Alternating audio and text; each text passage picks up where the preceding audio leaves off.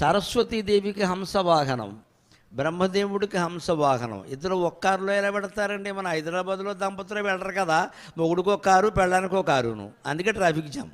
మరి బ్రహ్మ సరస్వతి ఒక్కారులో ఎలా పెడతారండి?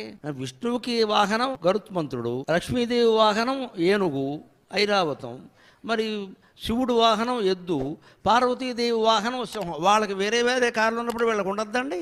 వాళ్ళేం పాపం చేశారు? ఇదే ఖగోళ శాస్త్రం. బ్రహ్మ అంటే అభిజిత్ నక్షత్రం.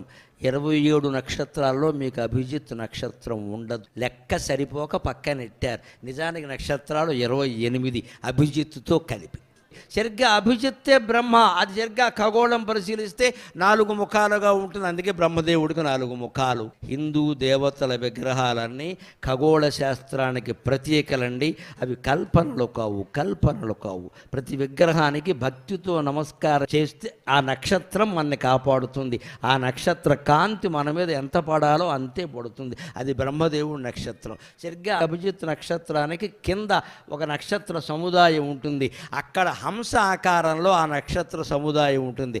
ఆ నక్షత్రం కింద ఈ నక్షత్రం ఉంది కాబట్టి బ్రహ్మదేవుడికి హంసవాహనం అన్నారు, కింద ఉంది కాబట్టి. అందుకని ఆయన హంసవాహనం వేసుకుని పెట్రోల్ లేకుండా ఎక్కడికి వెళ్ళిపోడు. ఎక్కడ ఖగోళ శాస్త్రాన్ని అలా చెప్పారు. మరి సరస్వతికి కూడా హంసవాహనం ఎందుకంటే ఖగోళ శాస్త్రం ప్రకారం తెలిసిన వాళ్ళందరికీ తెలుసు, నాసా సెంటర్ వాళ్ళు కూడా బయటపెట్టిన విషయం.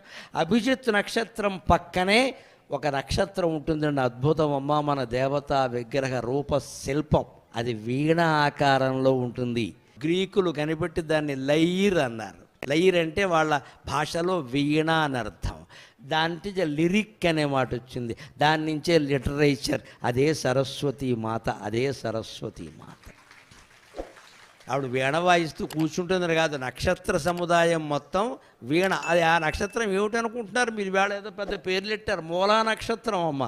మూలా నక్షత్రం వీణ ఆకారంలో ఉంటుంది.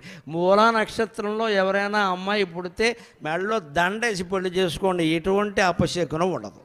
ఇప్పుడు శంకరుడు పెరిగే మూలంటే తెలియక అర్థాలు. మూలంటే మారుమూల కాదమ్మా, మూలమైన నక్షత్రం. అర్థం తెలియట్లేదు మనకి ఇక్కడ. పరాభవ అంటే ఓటమని చెప్పినట్టే.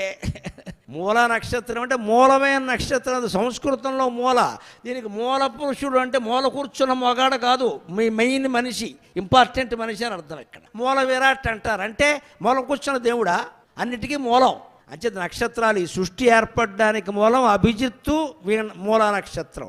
అభిజిత్తు బ్రహ్మ, సరస్వతి ఆయన భార్య అన్నారు. వాళ్ళ నుంచే కదా వచ్చింది. ఇక్కడ మూలా నక్షత్రం వీణాకారంలో ఉంటే మూలకి ఈ అభిజిత్తుకి మధ్యలో ఉండే నక్షత్ర సముదాయం హంసాకారంలో ఉంటుంది. ఆ మధ్యలో ఇంకో నక్షత్ర సముదాయం లేదు. అందుకే ఇద్దరికీ హంసవాహనం అంటారు. అది మన శాస్త్ర విజ్ఞానం. ఇటువంటి గ్రహ సంచార రహస్యాలన్నీ, గ్రహణాలన్నీ ఆర్యభట్టు, వరాహ మిహిరుడు, బ్రహ్మగుప్తుడు మొదలైన వాళ్ళందరూ గుప్తుల కాలంలోనే కనిపెట్టారండి. ఆ గుప్తయుగ స్వర్ణయుగానికి నమస్కారం.